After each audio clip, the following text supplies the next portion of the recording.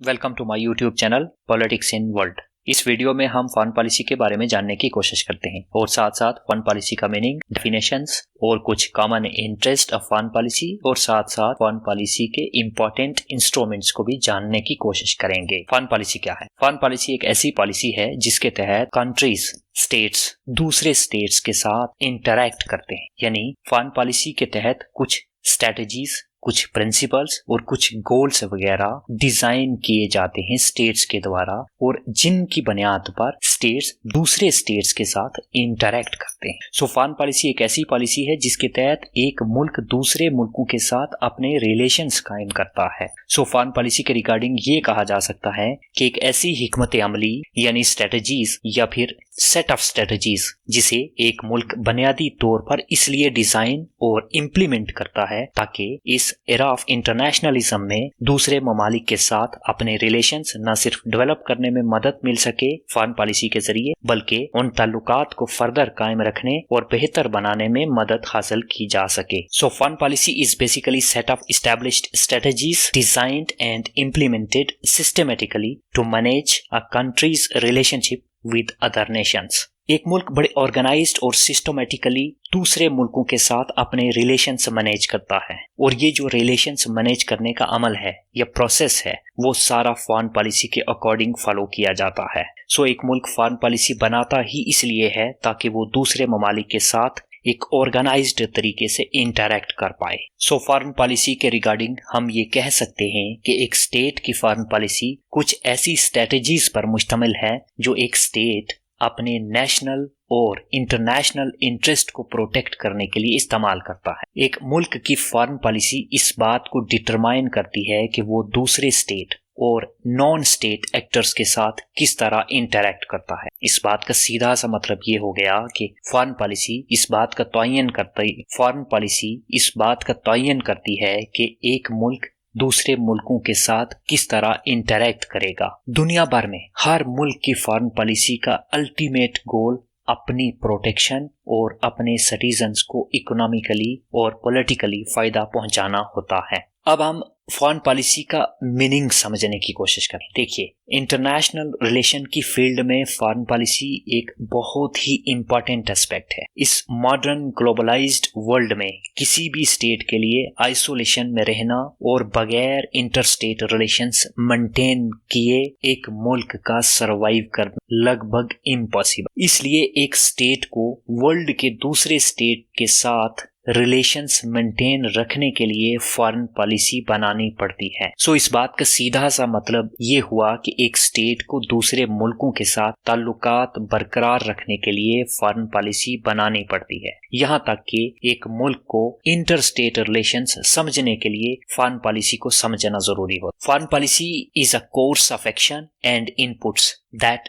nation makes in order to influence the behavior of other states and to pursue its goal of national interest। देखिए, foreign policy एक course of action और inputs का एक तरीका है जो एक मुल्क दूसरे मुल्कों के बिहेवियर पे इन्फ्लुएंस होने और अपने नेशनल इंटरेस्ट के गोल्स को हासिल करने के लिए इस्तेमाल करता है। फॉरेन पॉलिसी के रिगार्डिंग ये कहा जा सकता है कि फॉरेन पॉलिसी असूलों यानी प्रिंसिपल्स, फैसलों, डिसीजंस और जराए यानी मीन्स का एक मजमुआ है। Foreign policy is a set of principles, decisions and means जिसे कोई मुल्क, स्टेट इंटरनेशनल रिलेशंस की फील्ड में अपने गोल्स सिक्योर करने के लिए अडॉप्ट कर। एंडरसन और क्रिस्टल के अकॉर्डिंग फॉरेन पॉलिसी का मतलब है ग्रुप ऑफ प्रिंसिपल्स को फार्मुलेट और इम्प्लीमेंट करना जो स्टेट को शेप करता है, जिसे एक मुल्क दूसरे मुल्कों के साथ नेगोशिएट करते वक्त अपने इंटरेस्ट्स को प्रोटेक्ट करता है। पेडलफोर्ड और लिंकन के अकॉर्डिंग फॉरेन पॉलिसी वो तरीका है जिसके जरिए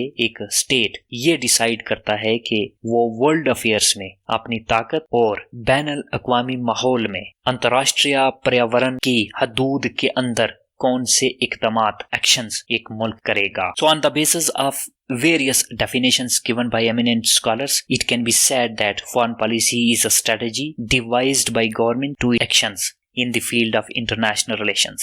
इस बात का सीधा सा मतलब ये हुआ कि फॉरेन पॉलिसी की डेफिनेशंस की बुनियाद पर ये कहा जा सकता है कि फॉरेन पॉलिसी एक ऐसी स्ट्रेटजी है जो गवर्नमेंट्स इंटरनेशनल रिलेशंस की फील्ड में अपने एक्शंस लेते हुए यानी एक्ट करते हुए इस्तेमाल में लाते हैं। अब हम फॉरेन पॉलिसी के कुछ कॉमन ऑब्जेक्टिव्स देखते हैं। नंबर 1, फॉरेन पॉलिसी का कॉमन ऑब्जेक्टिव ये है कि maintaining the integrity of the state. Her state कोशिश करता है कि वो अपनी इंटीग्रिटी यानी सालमियत को बरकरार रखे। सो integrity of state is a common objective of all nations. Number 2, promoting economic interest. Foreign policy का ये कॉमन ऑब्जेक्टिव है कि फॉरेन पॉलिसी इकोनॉमिक इंटरेस्ट को प्रमोट करता है। Number 3, providing for national security. Number 4, protecting national Prestige and developing national power. And number 5 is the common objective of foreign policy is maintaining world order. अब हम foreign policy के कुछ important instruments को समझने की कोशिश करते हैं। Number 1, diplomacy. Every foreign policy has two sides,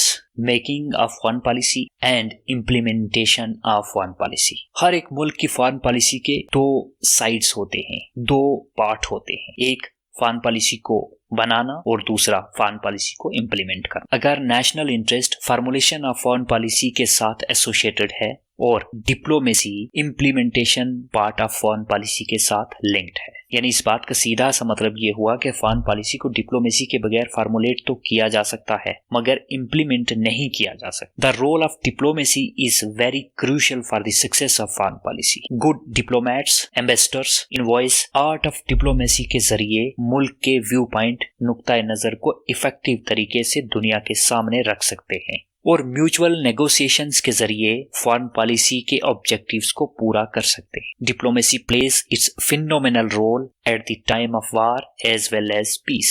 number 2 is propaganda. Propaganda एक इम्पॉर्टेंट टेक्निक है जिसके जरिए फॉरेन पॉलिसी का मकसद कामयाबी हासिल करना है। कदीम जमाने में रूलिंग क्लास यानी हुक्मरान तबका प्रोपेगेंडा की टेक्निक का इस्तेमाल करता था ताकि लोगों को रूलिंग क्लास के प्रोग्राम्स, पॉलिसीज और व्यूज को एक्सेप्ट करने के लिए इन्फ्लुएंस किया जा सके।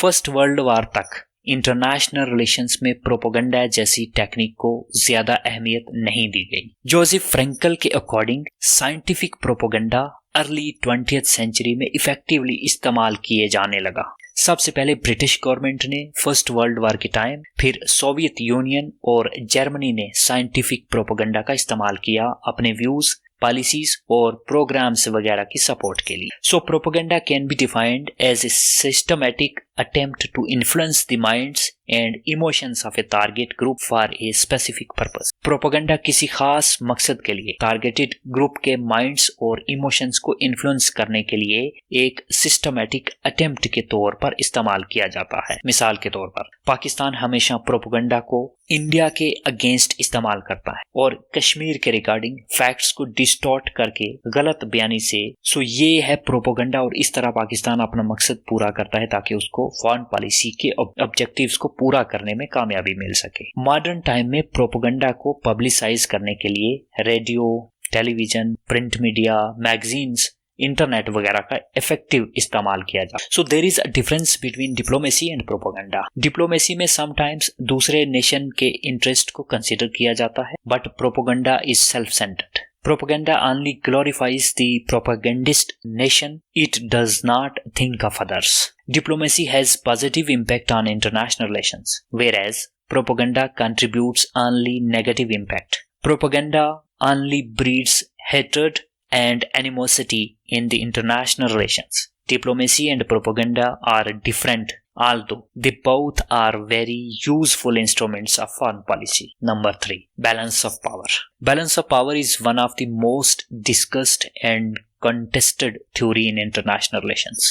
इंटरनेशनल रिलेशंस में बैलेंस ऑफ पावर थ्योरी ये सुजेस्ट करता है कि स्टेट्स अपने सर्वाइवल को सिक्योर तभी कर सकते हैं जब वो दूसरे किसी स्टेट को ज्यादा पावर गेन करने से रोक कर, ताकि कोई भी स्टेट इतना ज्यादा पावर गेन न कर पाए जिसके जरिए वो बाकी स्टेट्स को डोमिनेट कर सके। ब्रिटेन ने बैलेंस ऑफ पावर के प्रिंसिपल्स को तवील अरसे तक यूरोपियन पावर पॉलिटिक्स में इस्तेमाल किया ताकि स्टेटस को बरकरार रखा जा सके और किसी पर्टिकुलर पावर को बहुत ज्यादा स्ट्रांग बनने से रोका जा सके। Number 4, collective security is an important instrument of foreign policy. Collective security एक ऐसा मेथड है जिसके जरिए कलेक्टिव डिफेंस को सिक्योर किया जाता है स्टेट्स के द्वारा। The principle of collective security is adopted to secure collective defence international relations में group of states mutual peace और सिक्योरिटी को प्रिजर्व करने के लिए इकट्ठे मिलकर काम करते हैं ताकि किसी पावरफुल नेशन की तरफ से थ्रेट या एग्रेशन यानी जो खतरा लाहक है उससे खुद को महफूज किया जा सके। So collective security ensures the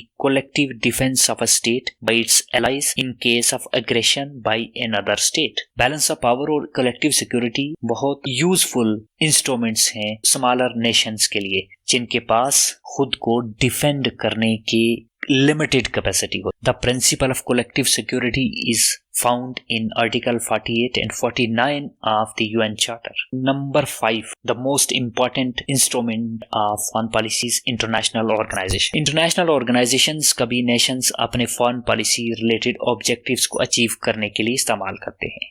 After the World War I, Britain and France used the League of Nations to maintain status quo, which was actually in their favor. League of Nations की बुनियाद 1920 में रखी गई थी। League of Nations was founded as a result of the Paris peace conference which ended world war first. और League of Nations पहला international organisation create किया गया था जिसका बुनियादी मकसद वर्ल्ड पीस को मेंटेन रखना। And now the platform of United Nations are being used by number of third world countries to achieve some of the basic goals of their foreign policies like anti-colonialism, anti-racialism, disarmament, etc.